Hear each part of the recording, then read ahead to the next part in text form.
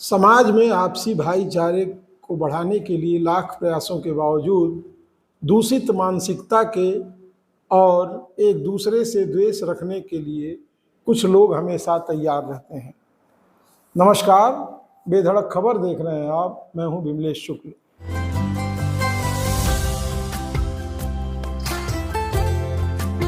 Extra जश्न सच्चाई का।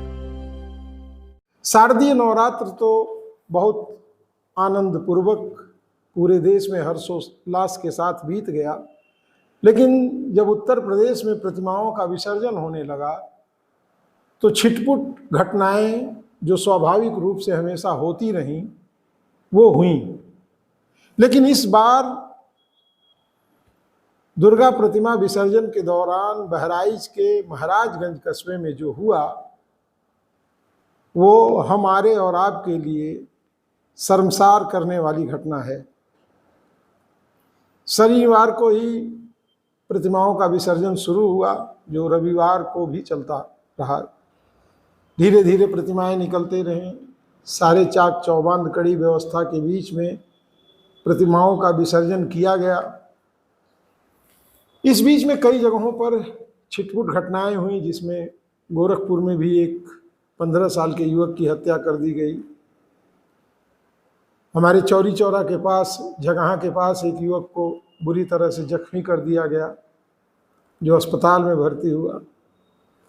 लेकिन बहराइच में जिस तरह से घटनाएं प्रकाश में आई हैं वो गंगा जमुनी संस्कृति को प्रभावित कर रही हैं और इस पर सवालिया निशान भी खड़ा कर रही हैं। उत्तर प्रदेश सरकार के द्वारा चाक चौबंद व्यवस्था रखी गई, कहीं कोई कमी नहीं रखी गई। हर जगह अलर्ट मोड में प्रशासन के और पुलिस के लोग थे। बावजूद इसके बहराइच में जो हिंसा हुई और उसके जांच के बाद जो तथ्य प्रकाश में आ रहे हैं, उससे स्पष्ट रूप से लग रहा है कि वहाँ के कुछ मनबढ़ों ने पहले से ही ये तैयारी कर रखी थी कि विसर्जन के दौरान कुछ न कुछ किया जरूर जाएगा। रविवार को हालात बिगड़े तो एक युवक को लोगों ने पकड़ करके गोली मार दी और बेरहमी से उसके पैर के नाखूनों को भी नोचा गया, ऐसा रिपोर्टों में बताया जा रहा है। ये शर्मनाक घटनाएं मानवता के लिए शर्मनाक और शर्मसार करने वाली हैं। बहराइच में उपद्रवियों को काबू में करने के लिए तमाम तरह के एसटीएफ तक को लगाया गया। एसटीएफ चीफ अमिताभ यश खुद सड़कों पर पिस्टल लेकर के अपराधियों को और मनबड़ों को भगाते हुए नजर आए। लेकिन सबसे बड़ी बात यह है कि इस तरह की घटनाएं आखिर होती क्यों हैं। निश्चित रूप से कुछ भारत विरोधी तत्व हमारे देश में पूरे राष्ट्र का माहौल खराब करके हिंदुस्तान के सर को नीचा करने का प्रयास कर रहे हैं।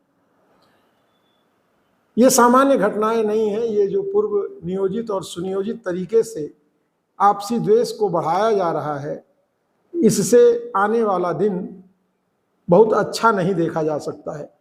आने वाले दिनों में अगर इस तरह से घटनाएं बढ़ती रहेंगी तो सामान्य लोगों का जीना भी दूभर हो जाएगा। बहराइच की घटना में बहुत सारी चीज़ें सामने आ रही हैं। जब पुलिस विभाग ने सर्च किया, सर्च ऑपरेशन में तमाम घरों के छतों पर ईंट पत्थर डंडे तक मिले। इससे ये लगता है कि वहाँ पहले से ही कुछ मनबढ़ सामान्य रूप से निकलने वाले जुलूस पर पत्थरबाजी के लिए भी पहले से तैयार थे।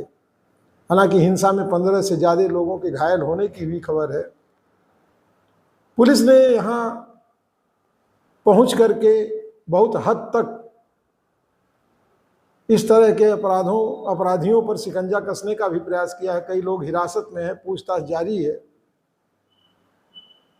और पूरे प्रदेश में जो सबसे खराब स्थिति रही वो बहराइच की रही।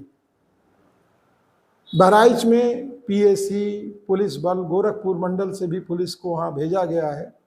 फिलहाल मामला तो काफ़ी हद तक काबू में पा लिया गया है और उत्तर प्रदेश के मुखिया योगी आदित्यनाथ ने भी मनबढ़ों और अपराधियों से सख्ती से निपटने का निर्देश दिया है।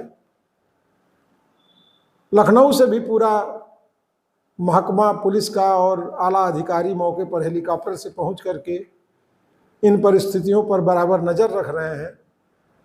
किसी तरह की कोई अप्रिय घटना अब न घटे, इसके लिए पुलिस प्रशासन वहाँ पूरी तरह से तत्पर है।